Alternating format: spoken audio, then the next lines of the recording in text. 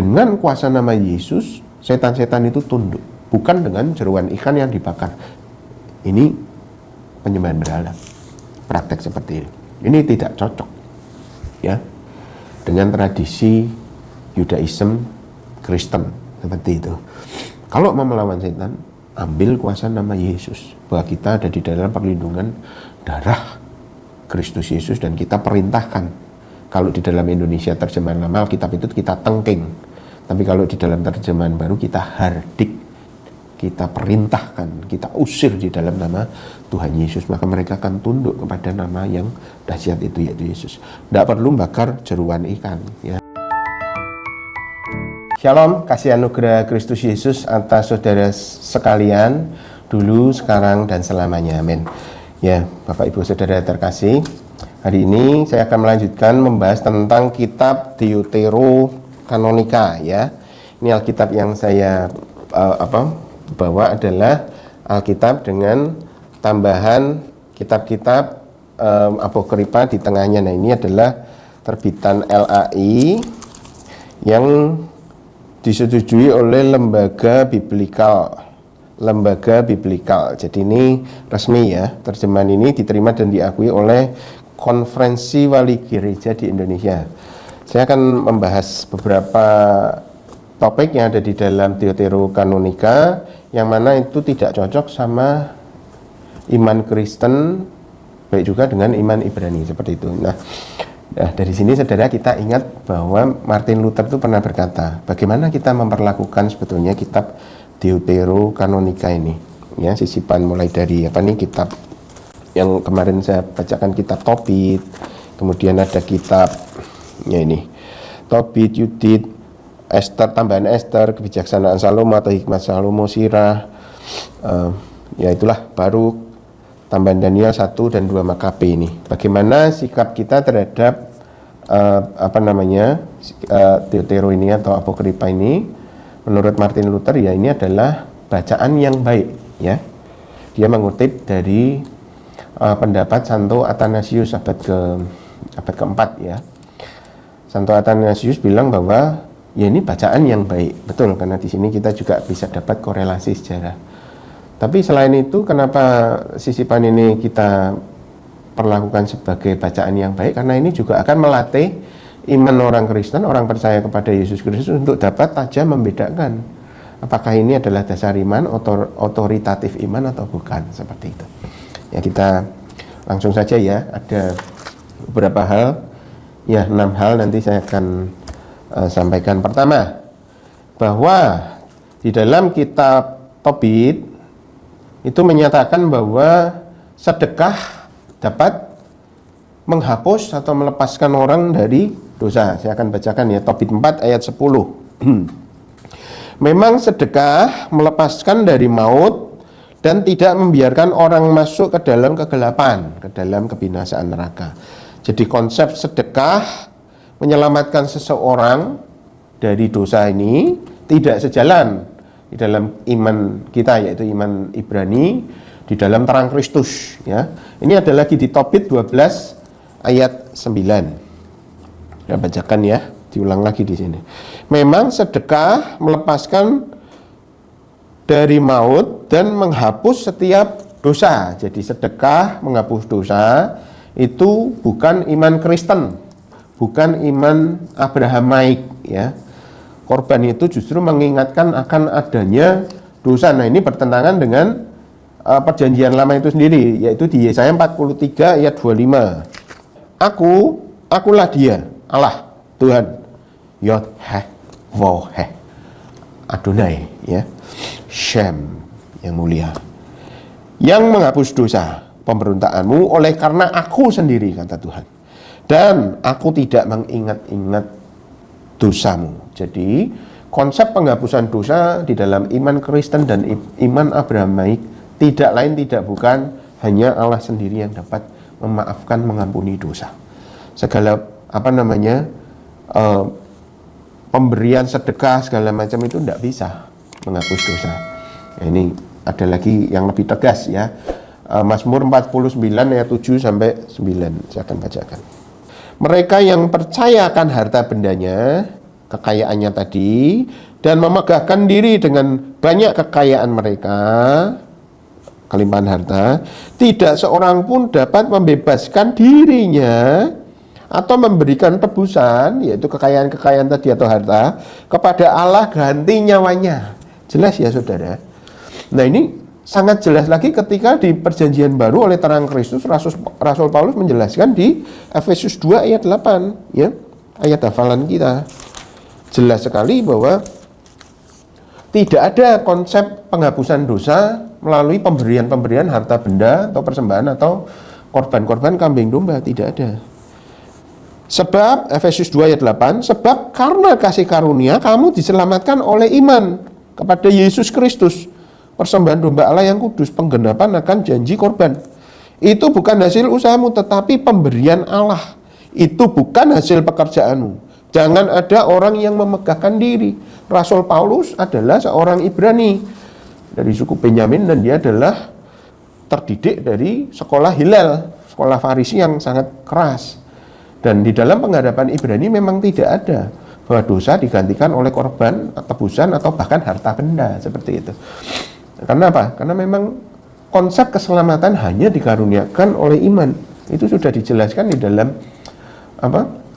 kitab Keluaran bahwa semua orang yang ada lambang darah anak domba di palang pintu itu yang diselamatkan, bukan karena pemberian-pemberian. Nah ini satu kejanggalan, yaitu kitab Deuterokanonika mengajarkan sedekah menghapus dosa. Nah ini tidak ada di dalam iman Kristen. Yang kedua, doa kepada orang-orang mati, ya. Ini di 2 Makabe 12 ayat 43, saya akan bacakan. Kemudian dikumpulkannya uang di tengah-tengah pasukan. Lebih kurang 2000 dirham perak dikirimkannya ke Yerusalem untuk persembahan korban penghapus dosa. Ini keliru lagi. Ngumpulin harta benda untuk menghapus dosa siapa ini yang kebangetan. Ini sungguh suatu perbuatan yang sangat baik dan tepat oleh karena Yudas memikirkan kebangkitan Yudas Makabe, ya. Diceritakan ini perbuatan Yudas Makabe. 44, sebab jika tidak menaruh harapan bahwa orang-orang yang gugur itu akan bangkit, niscaya percuma dan hampalah mendoakan orang-orang mati. 45, lagi pula Yudas ingat bahwa tersedialah pahala yang amat indah bagi sekalian orang yang meninggal dengan saleh.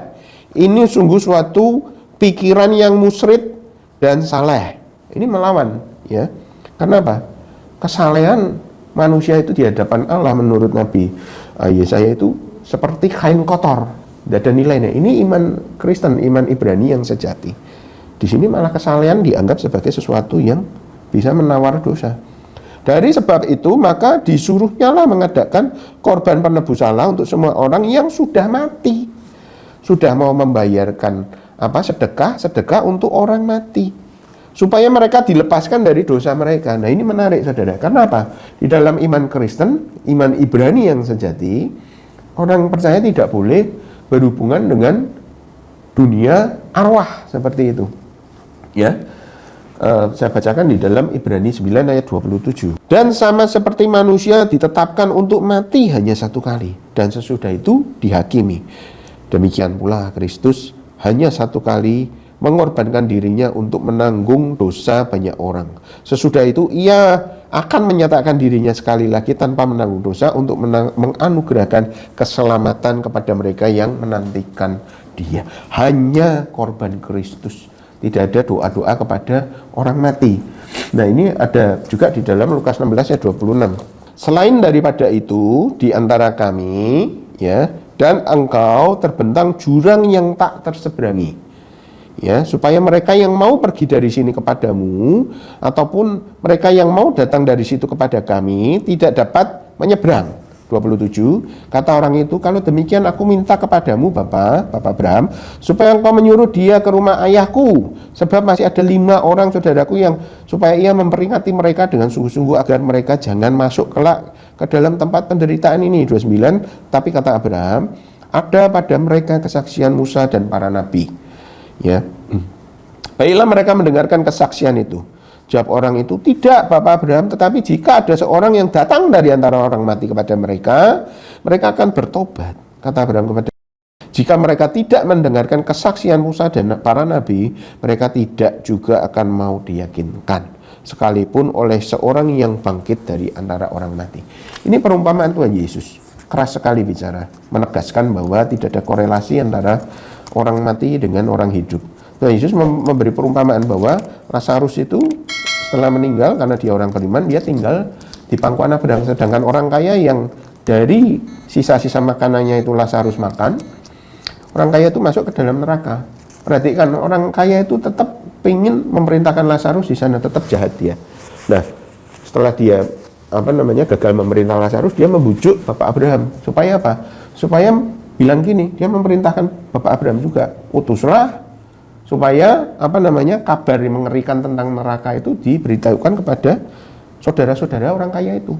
Tapi jelas di sini dari ilustrasi ini Tuhan Yesus mengatakan, Bapak Abraham itu menjawab, tetapi jika ada seorang yang datang dari antara orang mati kepada mereka, mereka akan bertobat. Itu menurut permintaan kata Abraham. Jika mereka tidak mendengarkan kesaksian Musa dan para nabi, mereka juga tidak akan mau diyakinkan, sekalipun oleh orang yang bangkit dari antara orang mati. Kondisi kematian final. Mau berdoa 1000 kali, mau membayar 1000 miliar, mau mempersembahkan 1000 domba untuk orang mati, tidak akan bisa, saudara. Kalau mereka tidak mendengarkan kesaksian Musa, firman Tuhan, dan para nabi, bahwa kuasa Tuhan bekerja, dan seorang yang bangkit dari orang mati, Yesus Kristus, selama hidupnya, maka tidak akan ada kesempatan lagi bagi mereka yang sudah mati untuk bisa diselamatkan. Tetapi di dalam 2 Makabe 12:43-45 bilang, doa-doa, persembahan-persembahan, harta benda bisa dipakai untuk menyelamatkan orang-orang yang sudah mati. Ini keliru sekali. Keselamatan hanya bisa diberikan dan diterima dari Yesus Kristus. Ya, itu yang kedua. Yang ketiga, praktek magic untuk melawan setan. Nah, ini menarik. Diajarkan ada praktek magic untuk melawan setan. Tobit 8 ayat 2 dan 3. Maka teringatlah Tobia kepada perkataan Rafael, malaikat ya. Di sini dipakai untuk nama malaikat. Diambilnya hati serta jantung ikan, itu dalam buntilnya. Buntil itu wadah yang dibawanya, lalu ditaruhnya di atas bara pendupaan dibakar. Harum ikan itu mengganggu setan itu, yang segera lari ke dataran tinggi negeri Mesir. Adapun Rafael pergi mengikat kakinya dan segera dikebatkannya juga. Jadi jeruan ikan itu dibakar di pendupaan, harumnya bisa mengusir setan. Nah, ini golongan sebelum Yesus ya, kitab-kitab ini ya. Dan praktek seperti ini tidak pernah ada, saudara. Gini, saudara, mengenai pengusiran akan setan, satu-satunya otoritas yang dinanti-nantikan orang Ibrani, orang Yahudi, adalah ketika tergenapinya janji Tuhan di Kejadian kepada Hawa, yaitu ketika Tuhan berfirman, nanti tumit keturunan wanita itu dan kepala ular itu akan bertarung. Ya, itu terjemahan yang benar. Tumit dan kepala ular, lambang iblis atau setan ini akan bertarung. Jadi satu-satunya kesempatan untuk melawan setan adalah ketika keturunan perempuan itu sudah lahir, keturunan Hawa. Nah, ini bicara tentang Kristus Yesus. Ya, jadi selama Kristus Yesus itu belum inkarnasi menjadi manusia dan dia belum memberikan wewenangnya untuk mengatasi iblis, selama itu pula orang Ibrani tidak punya kesempatan melawan kuasa gelap. Sifatnya hanya pengharapan. Nah, tapi di kitab Tobit ini lucu. Jeruan ikan ditaruh di atas pembakaran pendupaan, harumnya bisa mengusir setan. Ini budaya pagan. Ini budaya penyembahan berhala.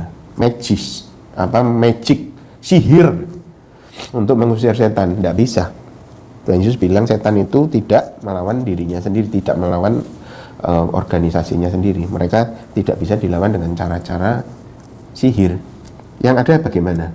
Ya bahwa Tuhan Yesus mengaruniakan otoritasnya. Kepadamu dikaruniakan kuasa untuk menginjak ular dan kalajengking. Menginjak tumitnya itu menginjak kepala ular dan kalajengking, lambang kuasa. Itu di kitab Lukas Tuhan Yesus bicara ketika murid-murid pulang dari pengutusan, Tuhan, setan-setan tunduk pada kami. Ya memang, karena kuasa dari keturunan perempuan itu, Hawa, yaitu Kristus, sudah menang atas iblis.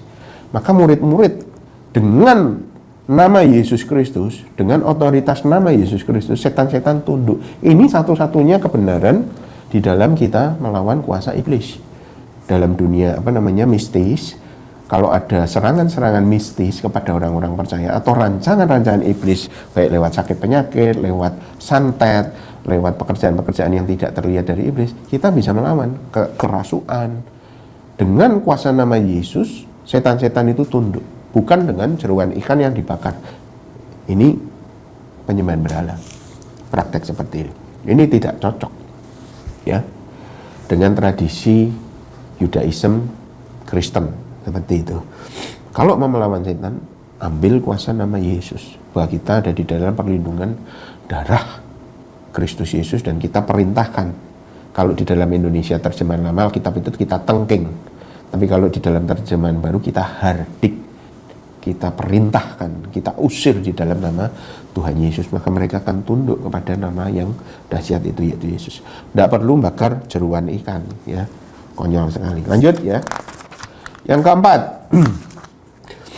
ya, hikmat Salomo atau kebijaksanaan Salomo menentang pengharapan mesianik Ibrani dan Kristen. Saya tunjukkan, ya, kebijaksanaan atau hikmat Salomo 7 ayat 5. Meskipun namanya kebijaksanaan Salomo atau hikmat Salomo, tapi ini tidak ditulis oleh Raja Salomo. Kebijaksanaan atau hikmat Salomo 7 ayat 5. Sebab tidak ada seorang raja pun yang mempunyai permulaan hidup yang lain. Masuknya ke dalam hidup adalah satu dan sama bagi semua, dan keluarnya pun demikian. Kalau kita baca dari ayat pertama, di sini seolah-olah Salomo itu meyakini bahwa semua raja sama, lahirnya dari dari laki-laki dan perempuan. Saya bacakan, ya. Aku pun manusia, ayat 1, ya. Bijakan Salomo ayat 1, 7 ayat 1. Aku pun manusia yang fana, maksudnya Salomo, dimaksudkan Salomo, seperti orang lain. Keturunan orang yang pertama dibentuk dari tanah. Di rahim ibu aku diwujudkan menjadi daging normal. Dalam tempo 10 bulan aku membeku dalam darah. Dari air mani seorang laki-laki dan kenikmatan yang menyertai seketiduran.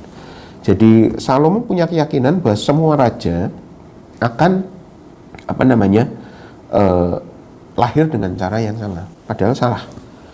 Bapaknya Daud sudah mengajarkan bahwa segala raja yang nanti akan lahir dari keturunannya, yaitu Daud dan keturunan Salomo, yaitu Yesus Kristus, dia akan disebut sebagai raja yang kekal. Dan Daud sendiri memanggil sang raja itu, keturunannya itu, sebagai tuanku, seperti itu. Nah, bagaimana ini digenapi? Kita akan baca di Daniel 7 ayat 14. Ya. Jadi pengharapan akan satu raja yang kekal itu adalah raja mesianik, raja Mesias, raja yang diurapi, yang mana raja tersebut tidak lahir dari hubungan laki-laki dan perempuan, tetapi dari benih Roh Kudus di dalam kandungan Maria, namanya Yesus Kristus. Daniel 7 ayat 14. Nih, lalu diberikannya kepadanya kekuasaan dan kemuliaan dan kekuasaan sebagai raja. Ini sosok anak manusia. Maka orang-orang dari segala bangsa, bukan Ibrani tok, suku bangsa, semua suku dan bahasa, termasuk bahasa Indonesia, mengabdi kepadanya. Kekuasaannya ialah kekuasaan yang kekal, tidak berakhir, tidak mati seperti tadi di hikmat Salomo itu, kekal, yang tidak akan lenyap, dan kerajaannya ialah kerajaan yang tidak akan musnah. Jadi ini pertentangan, ini overstatement dari kebijakan Salomo, kitab kebijakan Salomo atau kitab hikmat Salomo, mengenai bahwa yang namanya raja itu semua sama di alam semesta. Mereka lahir dari laki-laki dan perempuan, mereka berawal dan nanti mati, seperti itu. Nah, ini tidak ada di dalam iman Ibrani, iman Kristen. Karena raja yang sejati itu, yang akan lahir dari keturunan Daud itu adalah raja yang kekal, yang proses kelahirannya nanti juga akan dibahas di dalam kitab Yesaya itu ajaib, ya. Bahwa seorang perempuan muda, partenos, perawan itu akan mengandung. Perempuan muda mengandung, tanpa perawan mengandung, tanpa suami. Nah, itulah kelahiran Yesus Kristus.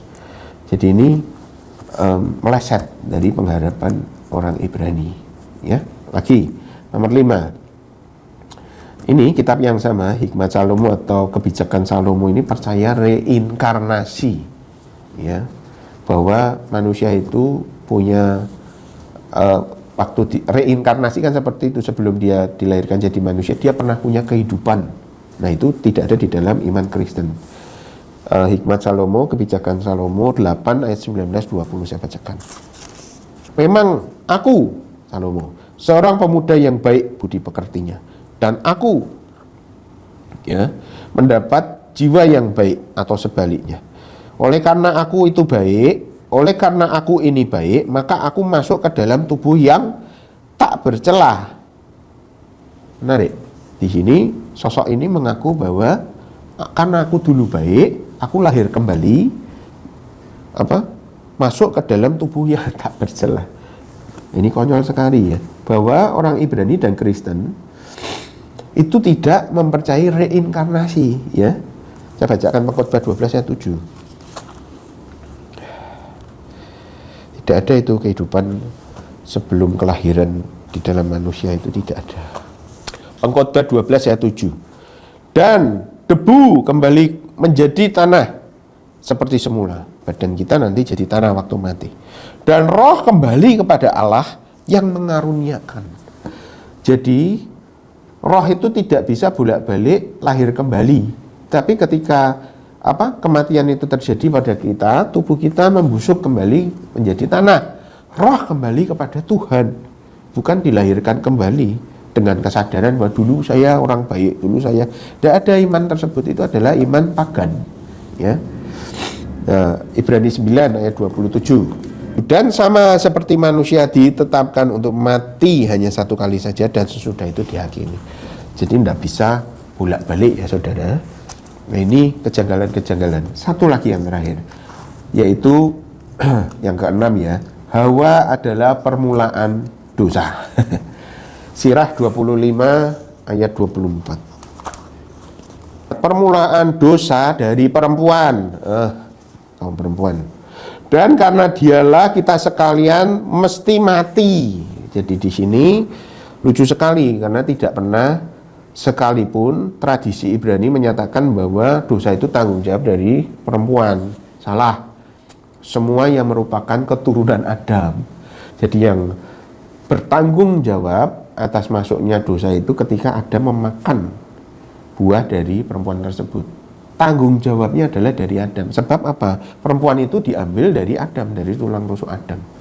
Wanita itu diciptakan Tuhan dari tulang rusuk Adam, ya.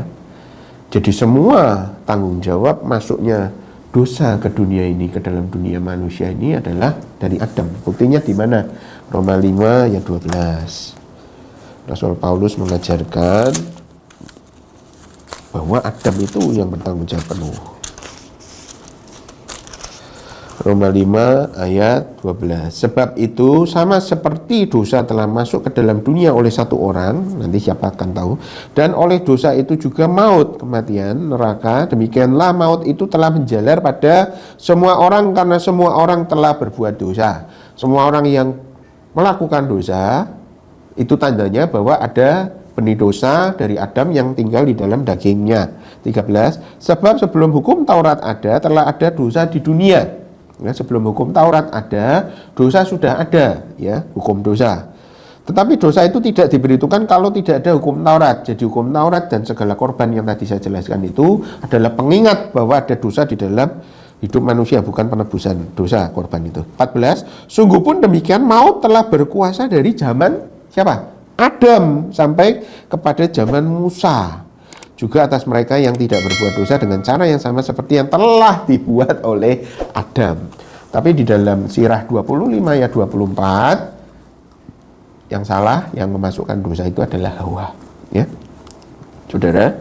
Jadi kembali kita mengingat perkataan Martin Luther dan Santo Athanasius. Boleh tidak kita baca kitab Deuterokanonika? Oh, boleh sekali. Karena apa? Karena dengan membacanya kita akan menyadari bahwa ini sama sekali bukan otoritas iman, ya. Tetapi ini adalah kitab-kitab yang pernah ada sebelum Yesus dan ada pada masa sunyi, yaitu masa pembuangan, di mana Tuhan hampir-hampir tidak berbicara selama lebih dari 400 tahun, ya saudara. Bagaimana sekarang kita memperlakukan kitab Deuterokanonika? Ya sebagai kitab apokrifa. Apa itu kitab apokrifa? Yaitu kitab yang memang menyelingi hadir di dunia kekristenan sejak sejak Yesus tampil ke dalam dunia. Ya, jangan bingung, ada kitab-kitab lain. Saya punya koleksinya. Paling tidak ada 70 yang disebut sebagai kitab apokrifa. Belum lagi ditambah kitab-kitab pseudepigrafa. Apa itu? Kitab-kitab palsu yang diatasnamakan orang-orang terkenal yang namanya tercatat di dalam Alkitab. Nah, ini bukan hal istimewa bagi para akademisi Kristen, orang-orang yang belajar Alkitab. Banyak sekali kitab-kitab yang tidak dipakai sebagai dasar iman karena memang tidak pernah setara, tidak pernah dianggap sebagai dasar iman. Contohnya kitab Henoch itu tidak ada karena itu ada sekitar abad ketiga keempat sebelum Yesus. Jadi di era-era ini yang sama, tapi diakukan bahwa itu adalah tulisan dari tulisan dari Henoch yang ada di kitab Kejadian. Jauh sekali jaraknya. Yesus itu kan, kalau Masoretik itu Yesus kan 2000 tahun yang lalu, ya. Kalau kitab Henoch ini, pseudepigrafa ini ada di abad ketiga keempat sebelum Yesus, dia mengaku bahwa ini adalah pada zaman Henoch di Kejadian, padahal jaraknya itu 4000 tahun antara Kejadian sampai zaman Yesus. Ya, pertimbangan sendiri. Ini termasuk kitab yang sahih apa enggak gitu ya. Ya, kiranya ini bisa menolong saudara semua untuk lebih cermat, hati-hati dalam memilah-milah. Kitab suci kita 66 kitab tidak berubah sejak zaman rasul-rasul, ya. Jadi inilah dasar iman Kristen yang sejati. Tidak ada penambahan, tidak ada pengurangan, ya. Kitab Wahyu juga sudah menyegel, tidak boleh ditambah, tidak boleh dikurang. Siapa menambah malah petaka ditambah dalam hidupnya. Siapa mengurang maka namanya dicoret, dihapus dari kitab kehidupan. Jadi tidak boleh bertambah, tidak boleh berkurang. Tuhan Yesus memberkati kita semua, bertumbuhlah di dalam firman Tuhan dan penyertaan Roh Kudus. Shalom. Jangan lupa like, comment, share, dan subscribe channel GKBK Hal Semarang.